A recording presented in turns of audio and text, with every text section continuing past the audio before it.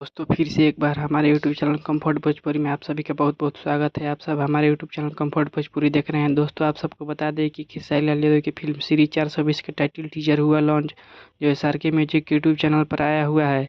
इस फिल्म में मेन किरदार खेसारी लाल यादव, मधु शर्मा, श्वेता मेहरा, संजय पांडे, मनोज सिंह टाइगर, जिन्हें बतासा चाचा के नाम से भी जानते हैं, ये लोग इस फिल्म में काम किया है। इस फिल्म का प्रोड्यूसर मधु शर्मा और समीर आफ्ताब है।